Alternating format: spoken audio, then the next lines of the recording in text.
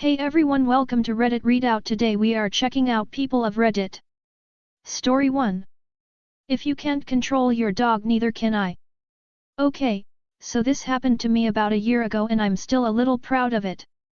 So a year ago, my brother adopted an 1-year-old pitty puppy named Gaia.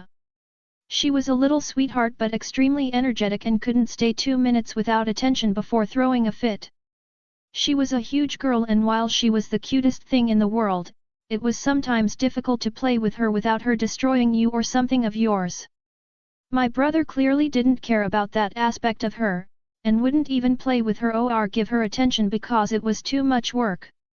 The most he would do was throw a ball or let her lay next to him, but he never went on walks with her or trained her to do things like pee outside, etc.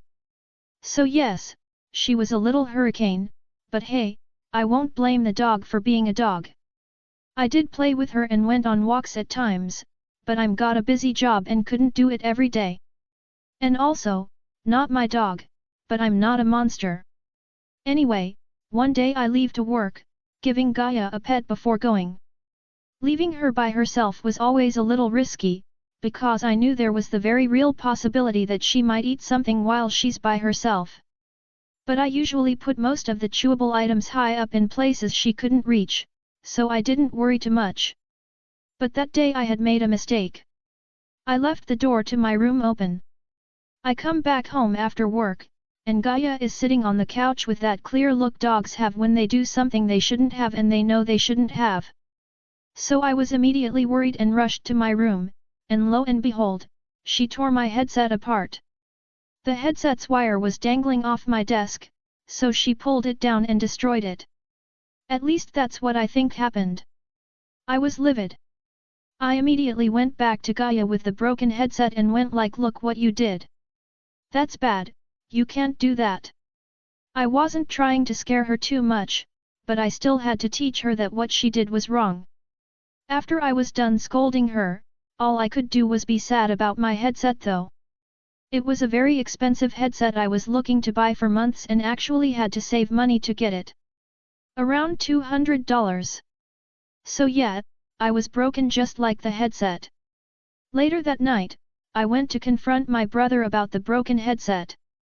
I told him Gaia had eaten it, and that I wanted him to pay for a new one since it was his dog, and this is partly because he couldn't be bothered to train the poor thing. Now, my brother was always a kind of unselfish asshole. Not just to me, but everyone else.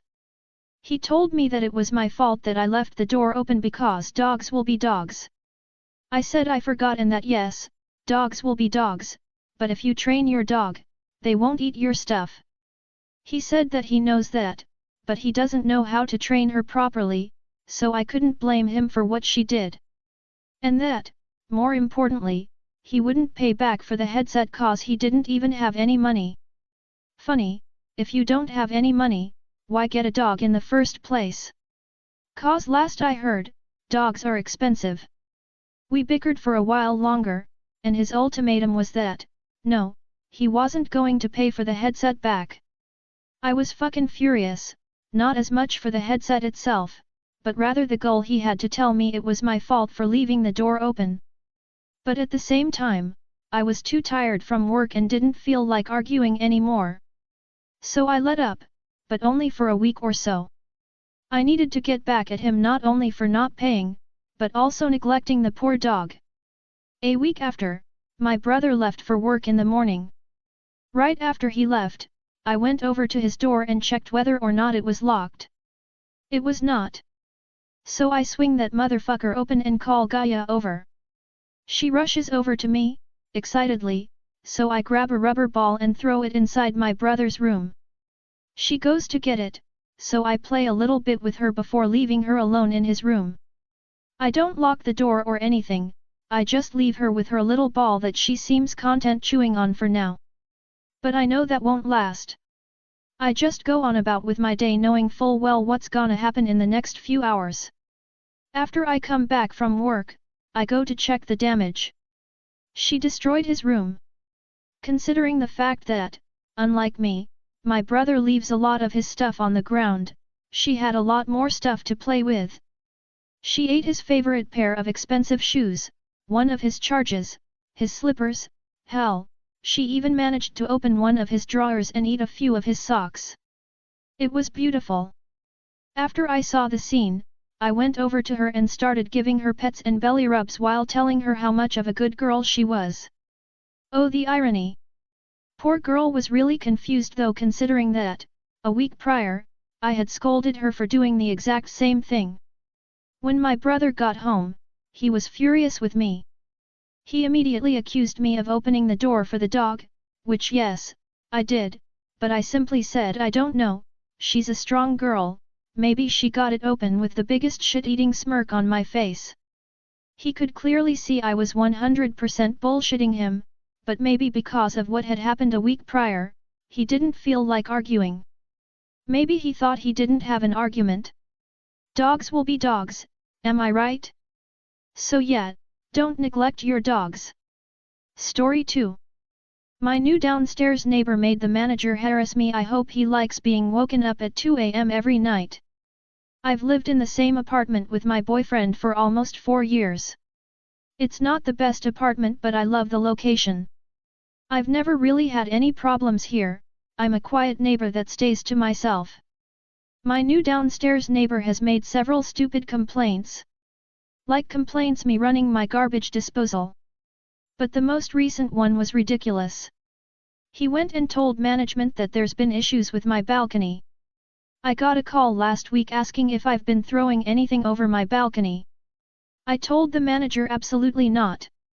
There's plants down below, so I had dumped a water bottle off into the plants before, but that's not harming anyone. Because of this call I went out to my balcony to investigate. I noticed my flower vase had fallen over and some water may have spilled down. Not too big of a deal. There wasn't too much water in the vase when the wind knocked it over. I think this is the end of that silly complaint, but I was wrong. The weekend passes and I get a nasty notice on my door. The notice said pet violation for not picking up after my dog, $50 fine. And stating I'm at risk of getting my lease terminated because of my violations. The only problem is I don't have a dog. I emailed the property manager and said I do not have a dog. Therefore I'm not paying this fine. She sends back a ridiculous email stating that she's received several complaints. I only have one downstairs neighbor, about urine coming from my balcony, so she assumed I was letting my dog, that I don't have, pee on my balcony. Then she says since I don't have a dog that means me or my boyfriend are peeing on our balcony. And that I'm still in violation of my lease. This was just comical at this point. My boyfriend and I have never done this. We've never had any complaints in our 4 years here. It just so happens as soon as I got a new downstairs neighbor the complaints came rolling in. Here's where the petty revenge kicks in. I work night shift so I don't go to bed until around 6 a.m. Every morning around 6 a.m. I hear my new neighbor leaving for work. My boyfriend and I decided to incorporate a new 2 a.m. workout when I get home from work consisting of jumping jacks, running in place and all sorts of fun stuff just for my lovely downstairs neighbor. I've informed the leasing office that I won't be renewing my lease in December due to this. The next 3 months for my new neighbor is going to be hell. I hope he enjoys it. Story 3. I can see why you'd feel wronged and I empathize. Years ago one of my brothers moved into a new apartment. It had been vacant for almost 6 months and smelled a little of cigars, so by the time he looked at it the rent had been reduced and they'd piled on a whole lot of concessions. Waived pet deposit. Free use of the building gym and pool. And, the one most important to the story, free internet. He didn't have pets and hated the gym, but he did like the odd swim and was planning on getting internet, so. For the next year it was great. He even used the waived pet deposit as an excuse to adopt the world's dumbest spaniel, Roger. Alas, Roger was too high energy for an apartment, so when the lease was up he rented a small house with a yard instead. After spending an entire week cleaning the place he was confident he'd get his deposit back. Bro had done it all, had the carpets cleaned, washed every surface, filled every nail hole, scrubbed every appliance. He did not receive his deposit back. Instead, after almost 2 months, he got an invoice. 12 months of internet at $40/month, $480. 12 months of gym dues at $25, $300. The next 5 pages contained $182 $15 late charges, totaling $2,730, and the news they wanted the balance, minus his deposit, within 30 days or they'd turn it over to a debt collector and start charging interest. Fuck that. It wouldn't be the first time he'd had to sue for his deposit, so off to small claims he went. Court was funny. The judge asked if they'd be willing to discuss a settlement with each other. My brother just wanted it over with, but the dude the property management company sent seemed eager to mediate, so they headed out to the hall.